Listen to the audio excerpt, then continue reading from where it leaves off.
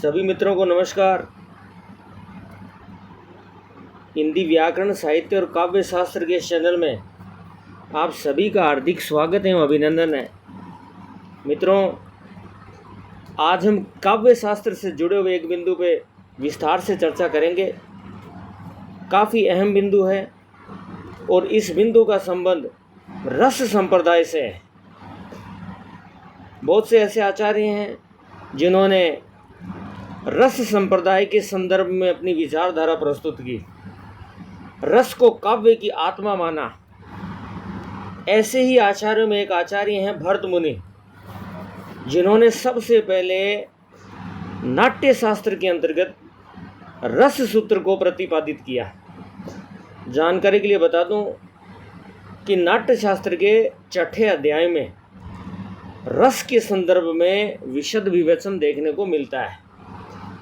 आज हम भरत मुनि के द्वारा प्रतिपादित रस सूत्र के विषय में विस्तार से अध्ययन करेंगे। बहुत से प्रश्न इस बिंदु से रिलेटेड पूछे जाते हैं, तो काफ़ी अहम हमारे लिए ये हो जाता है कि हम भी इस बिंदु के संदर्भ में बारीकी से जानने का प्रयास करें। तो चलिए शुरुआत करते हैं आज की इस महत्वपूर्ण बिंदु की, भरत मुनि का रस सूत्र। जैसा कि आप स्क्रीन पे देख पा रहे हैं, भरत मुनि का रस सूत्र। आज हम इसी बिंदु पे चर्चा करेंगे। मित्रों,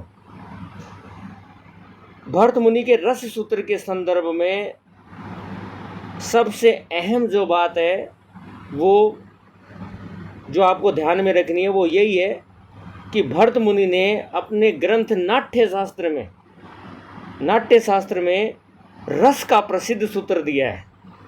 यानी भरत मुनि के द्वारा प्रतिपादित रस सूत्र का जो विवरण है, वो इनके द्वारा लिखा गया ग्रंथ है नाट्य शास्त्र, उसके छठे अध्याय में देखने को मिलता है। भरत मुनि के द्वारा प्रतिपादित रस सूत्र को जानने के लिए अब आगे बढ़ते हैं। देखिए, भरत मुनि ने जिस रस सूत्र को प्रतिपादित किया, वो रस सूत्र आपके सामने है।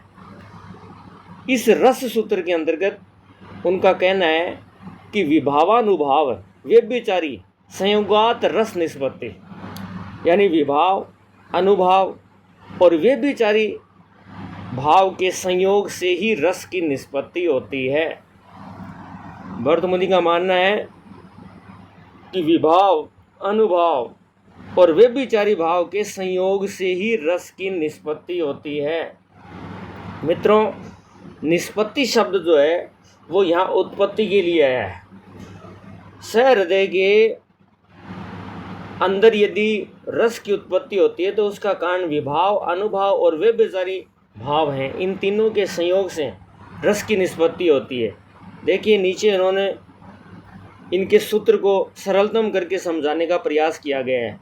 विभाव, अनुभाव और व्यभिचारी, जिन्हें संसारी भाव भी कहते हैं, इनके संयोग से ही रस की निष्पत्ति होती है। देखिए, निष्पत्ति जो शब्द है उसको उत्पत्ति कहा गया है, यानी निष्पत्ति ही उत्पत्ति है। रस सूत्र के अंतर्गत जिन महत्वपूर्ण बिंदुओं को इन्होंने स्थान दिया है, उसमें विभाव, अनुभाव और व्यभिचारी भाव, इन तीनों के संयोग से रस की निष्पत्ति मानी है।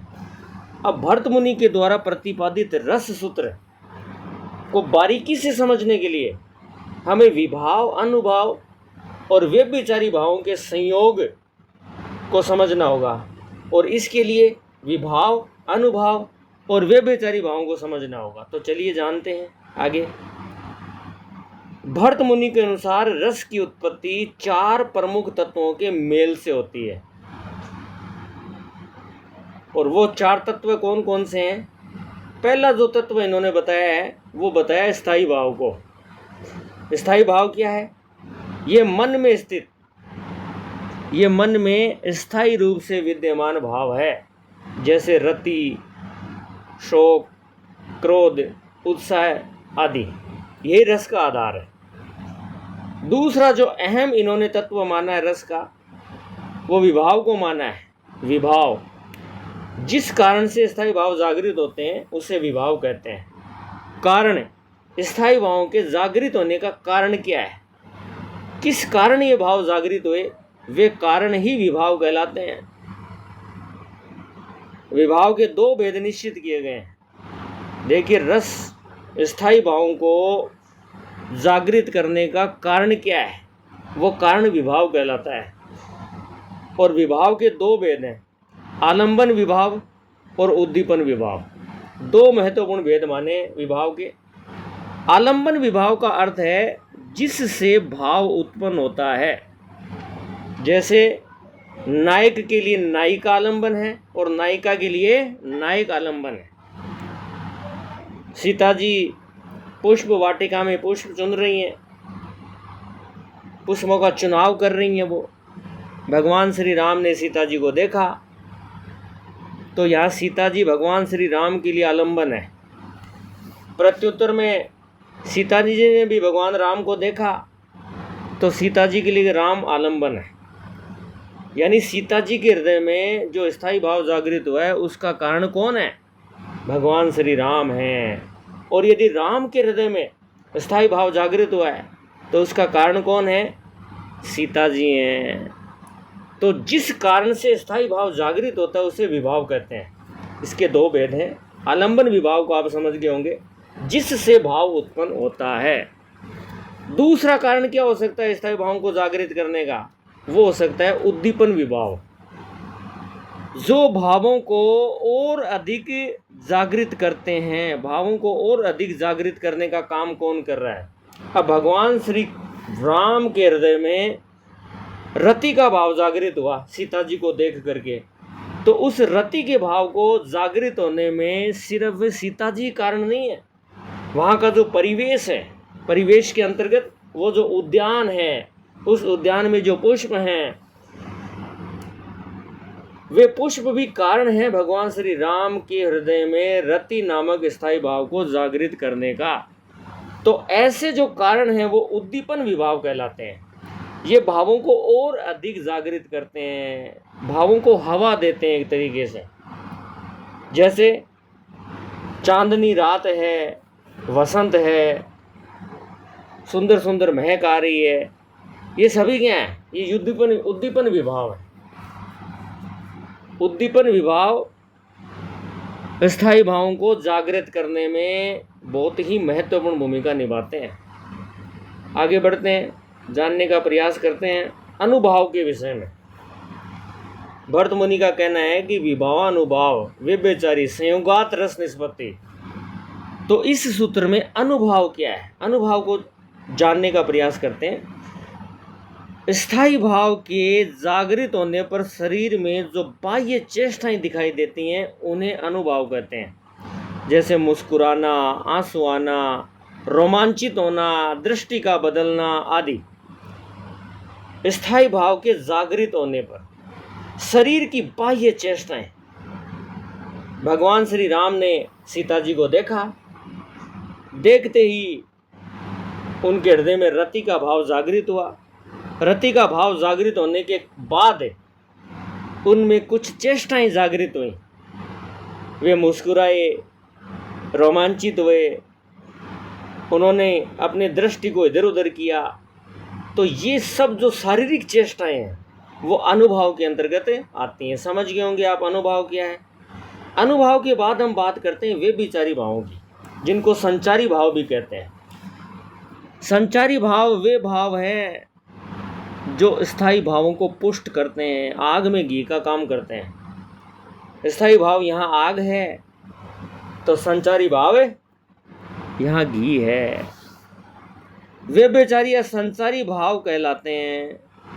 वे स्थायी भाव, ये स्थायी नहीं है, ये ऐसे भाव हैं जो कुछ समय के लिए जागृत होते हैं लेकिन स्थायी भावों को मजबूत करके वापस गायब हो जाते हैं। लज्जा, लज्जा के कारण रति का भाव और अधिक स्थायी हो गया। हर्ष के कारण रति का भाव और अधिक स्थायी हो गया। यानी ये वे भाव हैं जो कुछ समय के लिए सहृदय के अंदर उत्पन्न होते हैं। इनका काम सिर्फ स्थायी भावों को मजबूती प्रदान करना है। तो ऐसे भाव व्यभिचारी भाव कहलाते हैं। इनकी संख्या 33 मानी गई है। इनकी संख्या का जो निर्धारण किया गया है वो 33 है। ये ध्यान देने योग्य बात है। आगे बढ़ते हैं। उदाहरण के द्वारा विभाव, अनुभाव, स्थायी भाव और व्यभिचारी भाव को समझने का प्रयास करते हैं। हालांकि मैंने साथ में एग्जाम्पल दे दिया है, फिर भी एक उदाहरण के द्वारा समझने का प्रयास करते हैं। यदि राम और सीता एक दूसरे को देखते हैं, अब देखिए वही एग्जाम्पल आ रहा है जिसकी मैंने साथ में व्याख्या की थी। यदि राम और सीता एक दूसरे को देखते हैं तो देखते ही दोनों के हृदय में रति का भाव जागृत हो सकता है, एक के हृदय में भी हो सकता है। यदि राम के हृदय में रति का भाव जागृत हो रहा है तो उसका कारण सीता है, और सीता के हृदय में यदि रति का भाव जागृत हो रहा है तो उसका कारण राम है। राम और सीता एक दूसरे को देखते हैं तो ये स्पष्ट हो चुका है कि उन दोनों के बीच में रति का भाव जागृत होगा। अब उस भाव को जागृत करने में किसकी भूमिका अहम है, यानी ये रति नामक जो भाव है वो जागृत क्यों हुआ, उसका कारण क्या है। अभी मैंने आपको बताया जो कारण है वही विभाव है, और कारण दो प्रकार के हो सकते हैं। राम के हृदय में यदि रति का भाव जागृत हो रहा है तो इसका कारण सीता है, लेकिन अकेली सीता नहीं है। वो जो परिवेश है, वो जो वातावरण है, वो जो उद्यान है, वो जो वसंत ऋतु है, वो जो पुष्पों का वैशिष्ट्य है, उसके कारण भी राम के हृदय में रति का भाव जागृत हुआ। तो ये जो परिवेश है वो उद्दीपन विभाव है। इस परिवेश को क्या कहेंगे, उद्दीपन विभाव है। विभाव का मतलब कारण है। बार बार बता रहा हूँ मैं आपको, रति को जागृत करने में सीता जी की तो भूमिका है ही है, उसके साथ साथ वहाँ का जो परिवेश है उस परिवेश ने भी भगवान श्री राम के हृदय में रति के भाव को जागृत किया है। अब जैसे रति का भाव जागृत हुआ, भगवान राम ने कुछ शारीरिक चेष्टाएं प्रस्तुत की। वो मुस्कुराए, उन्होंने आई कांटेक्ट स्थापित किया, नेत्रों का मिलन हुआ, फिर थोड़ी सी लज्जा की स्थिति उत्पन्न हुई। ये शारीरिक चेष्टाएं, इन शारीरिक चेष्टाओं को ही अनुभाव की संज्ञा दी गई है। तो फिर संचारी भाव क्या है? संचारी भाव वे भाव हैं जो स्थायी भावों को पुष्टि प्रदान करते हैं। पुष्टि, स्थायी भावों को पुष्ट करते हैं। ये इनका काम मजबूती प्रदान करना है स्थायी भावों को। चंचलता, सीता जी की जो चंचलता है, उनकी जो उत्सुकता है, उनकी जो हंसी है, इसके कारण रति का भाव और स्थायी हो रहा है। इसलिए इनको संचारी भावों की श्रेणी में रखा गया है। चलिए आगे बढ़ते हैं। अब इन चारों के योग से, जैसा भरत मुनि ने अपने रस सूत्र में बताया, विभावानुभाव, संचारी भाव, संयोगात रस निष्पत्ति, इन सभी के संयोग से श्रृंगार रस की अनुभूति होती है। अब श्रृंगार रस उत्पन्न हुआ है। विभाव, अनुभाव, संचारी भाव आदि के संयोग से रस की निष्पत्ति हुई है। इसके बाद हम चर्चा करते हैं परीक्षा उपयोगी निष्कर्ष, यानी ये जो तथ्य हमने अभी जाना, इसका निष्कर्ष क्या निकल करके सामने आ रहा है। निष्कर्ष को जान लेते हैं। भरत मुनि का मत है कि विभाव, अनुभाव और व्यभिचारी भावों के संयोग से स्थायी भाव परिपक्व होकर रस का रूप ग्रहण करते हैं। स्थायी भावों को परिपक्वता प्रदान करते हैं विभाव, अनुभाव और व्यभिचारी भाव। इसलिए भरत मुनि ने स्थायी भावों को भी रस का एक महत्वपूर्ण तत्व स्वीकार किया है। हालांकि रस सूत्र में स्थायी भावों की चर्चा नहीं हुई है, लेकिन स्थायी भाव परिपक्व अवस्था तक पहुंचने में इन तीनों का विशेष योगदान रहता है, विभाव, अनुभाव और व्यभिचारी भावों का। इसलिए स्थायी भावों को भी वे एक महत्वपूर्ण तत्व स्वीकार करते हैं। सहृदय दर्शक या पाठक उसी रस का आस्वादन करता है। यही सिद्धांत भरत मुनि का रस सूत्र कहलाता है।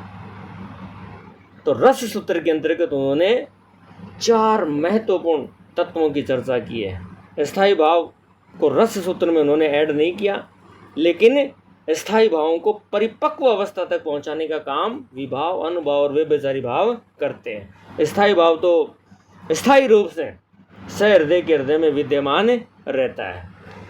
तो रस सूत्र और भरत मुनि के द्वारा प्रतिपादित रस के तत्वों को आप विशेष ध्यान रखेंगे।